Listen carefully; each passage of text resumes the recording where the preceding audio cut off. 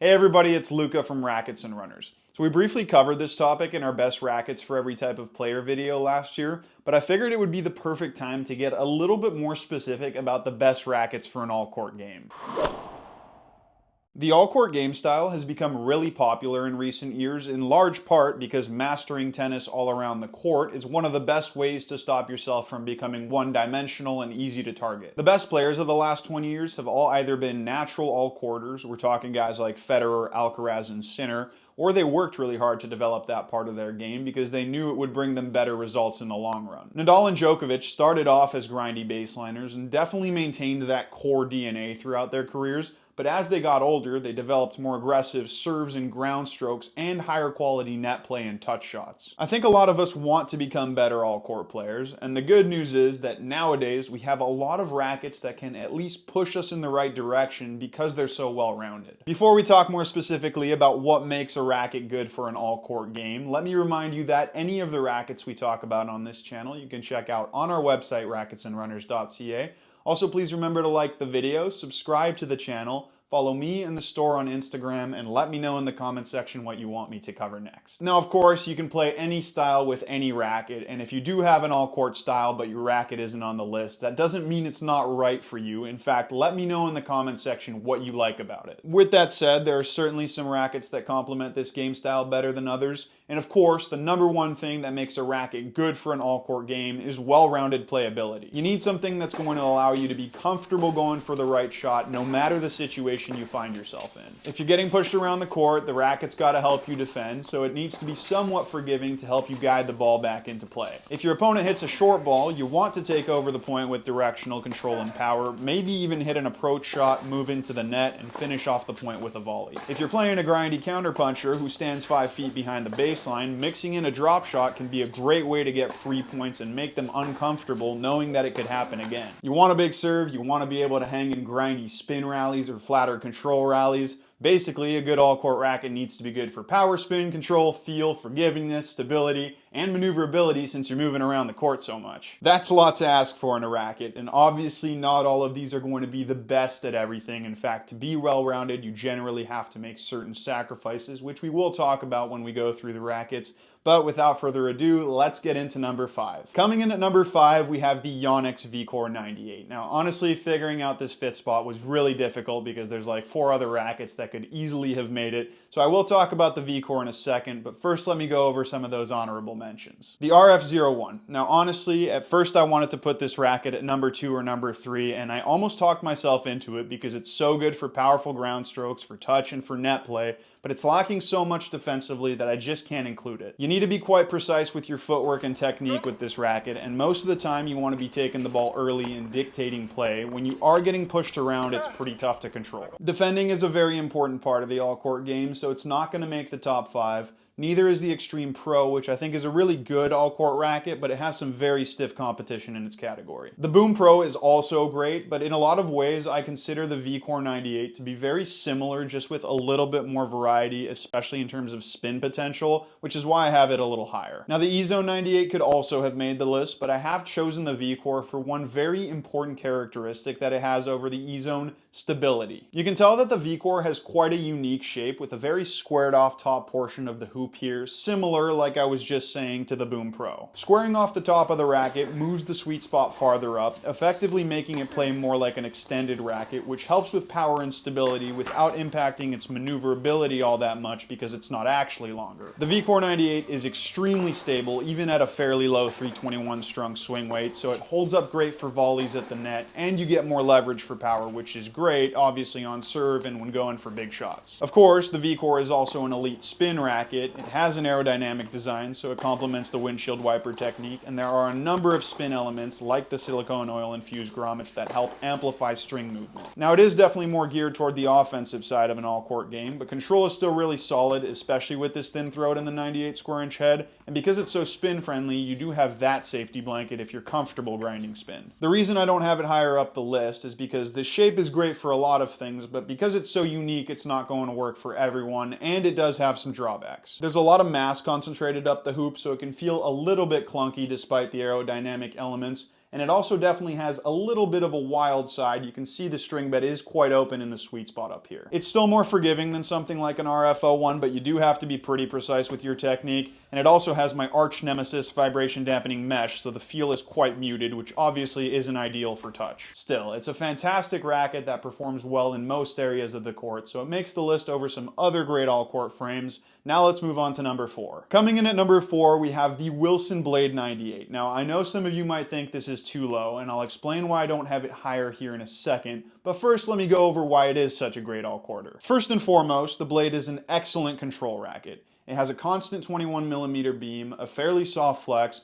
and of course, either a low launching 18x20 string pattern or a slightly higher launching 16x19. Both are great, but I am specifically talking about the 1619 here because it still has an excellent control profile, but with quite a bit more variety thanks to that more open pattern. Now, even back when it was introduced first in 2008, when it was exclusively an 1820 and really a true control racket, the Blade did have certain elements that helped it stand out in the modern game compared to other pure control frames. It has quite a unique beam design. Control rackets usually have some sort of square or box beam like you'll see on the Perceptor Pro Staff. The Blade up here in the hoop has a hybrid oval and box beam, which helps make it a bit more powerful and forgiving. Especially when you're defending, you're able to generate more easy power and depth than you would on, say, something like a Head Prestige. The racket just helps you out a little more. That beam is also decently aerodynamic, nothing crazy like an Aro or the V-Core I just talked about, but again, more than a traditional beam, so that helps generate racket head speed for power and spin. Now, if it was already ahead of its time back in 2008, recent blades have really started to morph more and more into all-court frames at the expense of some of that control-focused DNA. There are plenty of modern technological elements on the V9. Obviously, that 16x19 string pattern is a little bit more spin-focused, and the grommets themselves are a little more open, which allows the string to move more freely, which also helps with spin. It doesn't stop there though. Layup technology has also become an integral part of the Blade line in recent years, and in the V9 it's called Stable Feel. Stable Feel is a graphite layup that expands the blade's sweet spot in order to make the racket feel more stable at a lower swing weight. It works well. This racket is extremely forgiving on off-center hits, and the sweet spot is so big that you don't have to make perfect contact all the time like you would on most true control rackets.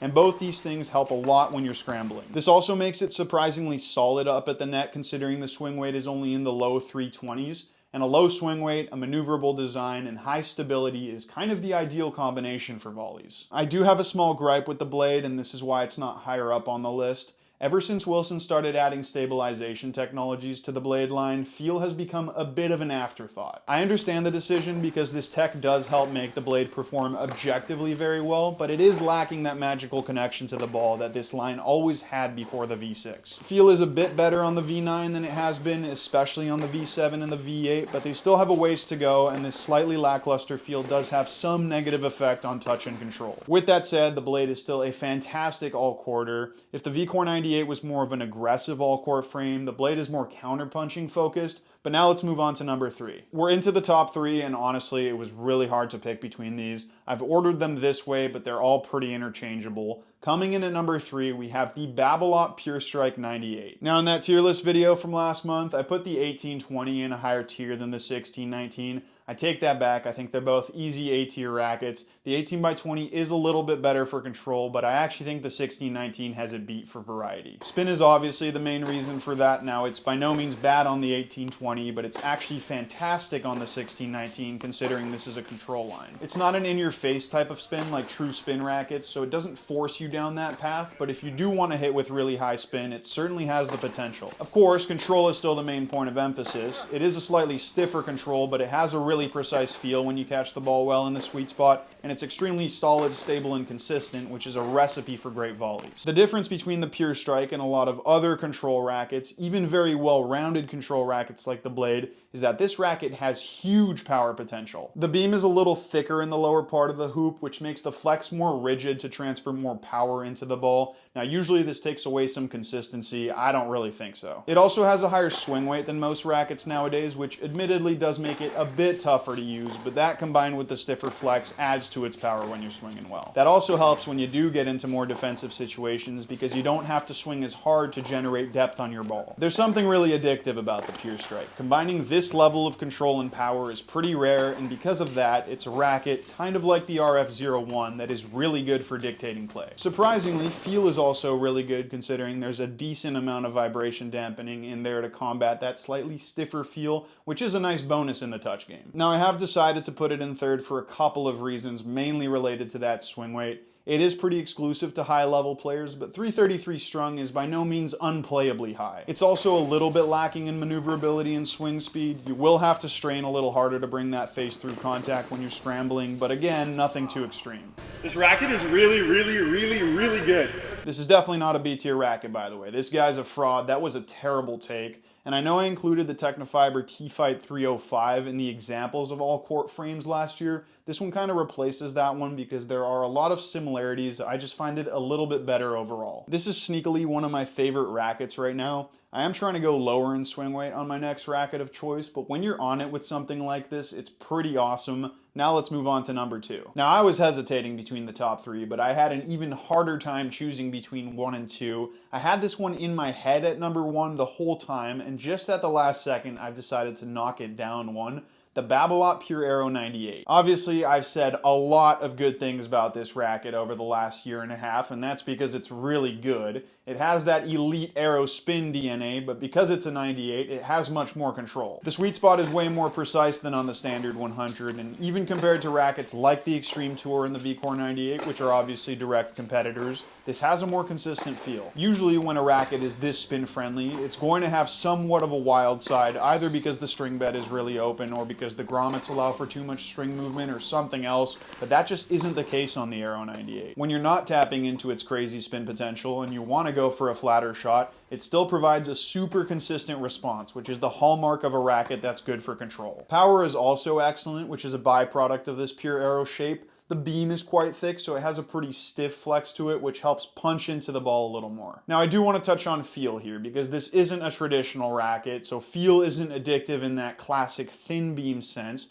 but they've kind of struck gold here because feel is still really nice. It provides a really crisp sensation on contact, so the touch game is way more addictive than you would expect just glancing at the racket. And let's be honest, they've got a pretty good player endorsing it for that part of the game. Alcaraz is a wizard with this thing, and as much as his power, spin, and defense are impressive, his touch shots and volleys are arguably the most standout part of his game. The Aero 98 isn't the reason for that, but it's certainly not holding him back. Also, combining this aerodynamic design with a smaller head size makes the Aero 98 super maneuverable, which just makes it even better for touch shots and volleys. Now, why don't I have it at 1? Well, there is one issue with the Aero 98. Despite being very consistent and precise, it does lack a little bit of soft control. Traditional soft control is just never going to be possible with this design, and I think to be number 1, you still need a little bit of that counter-punchy control ability, so this is a slightly more offensive all-court racket, or at least if you're going to defend, do it with spin. Finally, we've made our way to number 1, and you probably guessed it, it's the Head Speed MP. Now, to be fair to all the other rackets on this list, the Speed MP is literally designed to be as good at as many things as possible, but to be fair to the Speed MP, it has almost perfectly executed that concept. Let's just unpack this design really quickly. 16 by 19 string pattern with a 100 square inch head size and a pretty aerodynamic design. Spin, check. Constant beam with a soft flex. Control, check. Even though it is a soft constant beam, it's still 23 millimeters and has that 100 square inch head size, so power, check. It's also 300 grams, so maneuverability sort of check, but we'll get more into that later. In and around the baseline, there's really no situation the speed isn't almost perfect in. You can easily grind with spin to the point where it's almost a true spin racket. You can generate massive power and easy depth, and you can even play more counter-punchy control shots. It's also quite consistent and remarkably stable, in part thanks to Auxetic 2.0, but also because of the head size, the beam, and the fact that Head raised the stock swing weight to the high 320s for this generation. That consistency and stability is great for putaways up at the net, and the fact that it does have a somewhat traditional feel thanks to the constant beam gives you good connection to the ball for those volleys. There's a reason all the other companies are starting to release 100 square inch constant beam rackets. The Speed is an all-court gem and a massively successful frame for the Head brand, and honestly, as good as some of those competitors are, they don't quite have the same all-court magic. Every time I grab a racket like the Blade 100, like the Percept 100, I think to myself, yes, they're great, but they all lack some characteristic that takes away from their all-courtedness. Now, with all that said, the Speed isn't perfect, As much as I do think Auxetic 2.0 is a good addition, especially for stability, it does mute the feel a little bit, which isn't ideal for the touch game. The other issue here is that with that combination of head size, beam thickness, and swing weight, especially since they raised that swing weight, this racket does have a somewhat clunky feel. It's not really an issue on ground strokes where that aerodynamic element helps speed it up, no pun intended. Nah, the pun actually is intended, I make that joke every time.